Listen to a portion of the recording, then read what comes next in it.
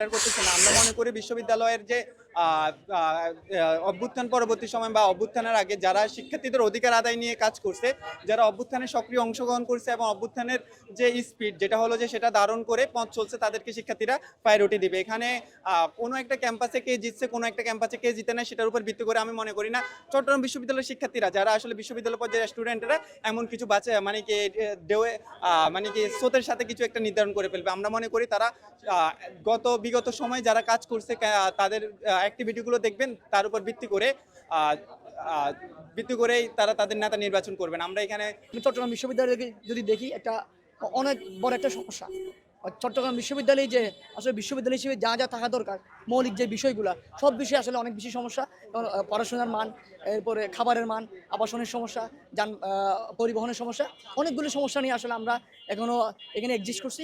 তো আমরা আমাদের যে আকাঙ্ক্ষা সেটা হচ্ছে চট্টগ্রাম বিশ্ববিদ্যালয়ের যেসব শিক্ষার্থী এখানে পড়াশোনা করছেন তাদের ম্যান্ডেট নিয়ে আমরা তাদের ম্যান্ডেট নিয়ে চাকসুদে নির্বাচিত হয়ে তাদের যে সমস্যাগুলো, বিশেষ করে মৌলিক সমস্যা, পড়াশোনার যে মানের দিক থেকে, এরপর হচ্ছে গবেষণা, এসব বিষয় নিয়ে আমরা কাজ করার চিন্তা ভাবনা করছি। তবে এখানে যদি শিক্ষার্থীরা যোগ্য মনে করে আমাকে এবং পরবর্তীতে নির্বাচিত করে, আমার প্ল্যান হচ্ছে চট্টগ্রাম বিশ্ববিদ্যালয়ের শিক্ষার্থীদের জন্য একটা লিগ্যাল সেল প্রতিষ্ঠা করব আমি, যে লিগ্যাল সেলের মাধ্যমে শিক্ষার্থীরা তৎক্ষণাৎ আইনি সেবা পাবে।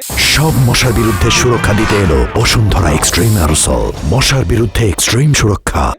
একই সাথে চট্টগ্রাম বিশ্ববিদ্যালয়ে অনেক অ্যালামনাই কিন্তু বর্তমানে হাইকোর্ট, সুপ্রিম কোর্ট, নিম্ন আদালতে জাজ, অ্যাডভোকেট, ব্যারিস্টার, অ্যাটর্নি জেনারেল পোস্টগুলোতে অনেকগুলোতে সেটেলড। তাদেরকে নিয়ে আমি একটা প্যানেল করতে চাই, যার দরুন শিক্ষার্থীরা ফ্রিতে ক্রিমিনাল এবং সিভিল দুইটা ক্ষেত্রেই যেন আইনি সেবা পায়। আশা করতে চাচ্ছি সেক্ষেত্রে আমার এই পথ চলা আজকে না, আমি 2025 সালের জানুয়ারির 21 তারিখ আমি হচ্ছে চট্টগ্রাম বিশ্ববিদ্যালয়ের শিক্ষার্থীদের নিয়ে বিশাল বড় আলোচনা সভা করেছি। সেখানে মানে দখলদারিত্ব রাজনীতির বিরুদ্ধে ছাত্র সংসদ কেন প্রয়োজন, তখন থেকে আমার পথ চলা ক্যাম্পাসে নিরপেক্ষ এবং গণতান্ত্রিক প্রক্রিয়ায় শিক্ষার্থীদের প্রতিনিধিত্ব এবং শিক্ষার্থীদের অধিকারের স্বার্থে যারা কাজ করবে তাদেরকে যেন শিক্ষার্থীরা মানে গণতান্ত্রিক প্রক্রিয়ায় তাদেরকে সিলেক্ট করতে পারে, সেই ধারা জারি করার জন্য আমার এই সংগ্রাম সেই থেকেই চলমান ছিল। কোনো প্রচারণা কিংবা এই জিনিসটাকে আমি আমার তালিকায় রাখতে চাই না। আমি যে জিনিসটাকে আমার তালিকায় রাখতে চাই সেটা হচ্ছে আমার সাধারণ শিক্ষার্থী ভাই বোনদের অধিকার।